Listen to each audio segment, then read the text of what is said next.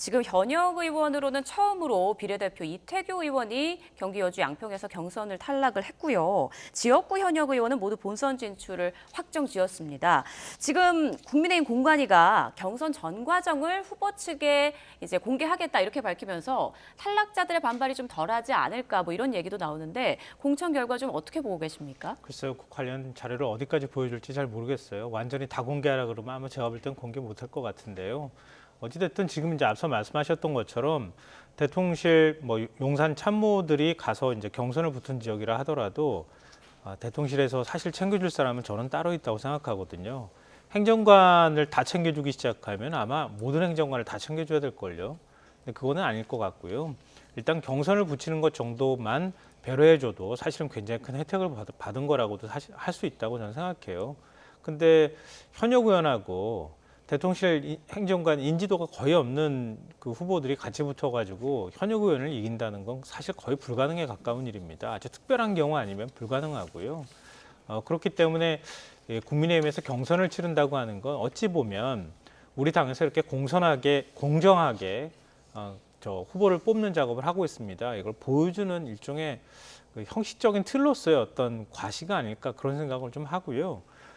그렇지 않은 지역 같은 경우에도 사실 좀 문제가 될 만한 지역들은 여전히 있어요.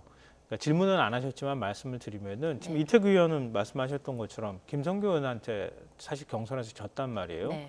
김성교 의원은 작년 5월에 의원직을 상실했어요. 아마 이런 경우에는 공천을 다시 주기 어려울 거라고 저는 생각하거든요. 왜냐하면 물론 자신과 관련되어 있는 혐의에 대해서는 후원금을 불법으로 모집했다고 하는 건데 그 김성교 전 의원은 그때 무죄 판결을 받았지만 회계 책임자가 1,000만 원 이상의 벌금형을 선고받았어요. 예. 그것 때문에 회계 책임자의 경우에는 의원까지 같이 의원직을 상실하게 되거든요. 또 어찌됐든 간에 회계 책임자에 대해서 물었다는 얘기는 국회의원의 책임도 물었다는 얘기나 되는 거란 말이에요. 근데 1년도 지금 채 되지 않은 상태에서 경선을 붙이고 그 논란의 인물이 다시 또 당내 후보가 된다는 건 이건 국민의힘이 과연 도덕적인 잣대가 있느냐 이렇게 또 지적을 받을 수밖에 없을 것 같고요. 정우택 의원은 지금 6선 도전이 되거든요.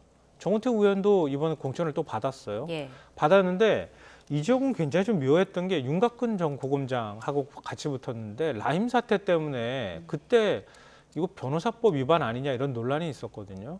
근데 그것 때문에 1, 2심까지 유죄 판결 받았다가 대법원 가가지고 일단 무죄는 받았어요. 근데 그것 때문에 상당히 좀 논란이 파문도 컸고 논란이 있었던 인물이기도 했고요. 최근엔 정우택 그 의원이 헌금을 받는 장면이 CCTV가 공개가 돼서 굉장히 지역사회에서 큰 파문이 일고 뭐 사실 한 방송사에서 보도를 하기도 했었거든요. 근데 본인은 그걸 후원금으로 돌렸다 이렇게 얘기를 하는데 지역에 있는 카페 사장한테 사실은 일단은 봉투를 받았단 말이에요. 그리고 그 카페에서 회식도 했었고 그러니까 그리고 봉투도 한 번이 아니라 여러 차례 건넸다 이렇게 카페 쪽에서는 얘기를 하고 있는데 그걸 다 후원금을 처리했다 하더라도 이렇게 5선씩이나 되는 다선 의원이 카페 사장의 민원이 있다고 해서 봉투까지 일단 받는 장면이 나온 걸 이걸 도덕성의 잣대로 검증했다고 볼 수 있겠는가. 이것도 국민의힘의 도덕성 검증 잣대가 뭐냐 이런 문제가 저는 제기될 수밖에 없는 상황이라고 생각합니다. 네, 김성교 전 의원이나 정우택 의원과 관련해서 좀 문제 제기를 해주셨는데 여기에 대해서는 어떻게 생각하세요?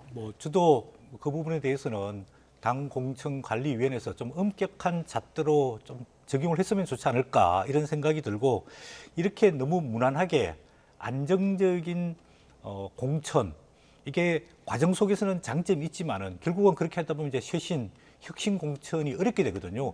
그러면 결국은 이제 공천이 다 끝나고 3월 중순부터 여당과 야당의 대결 구도가 형성될 때 과연 중도표심이 어느 쪽을 지지해 줄 것이냐. 특히 서울과 경기, 인천, 수도권에서는 중도표심이 결국은 이제 성패를 좌우하는데 이렇게 충청, 그다음에 영남 이런 데서 안정적인 현역 의원을 공천하는 경우에는 물론 중간에서 잡음이 없겠죠. 왜냐하면 현역이 다 공천을 받게 되니까. 그러나 결국에는 나중에 선거의 승패를 가르는 중도 표심이 어디로 갈 거냐. 예. 이런 측면에 봤을 때는 국민의힘도 마지막에 현역 컷오프 문제와 조금 문제시되는 후보자들에 대한 조금 단호한 조치가 필요하지 않을까 저는 그런 생각이 듭니다.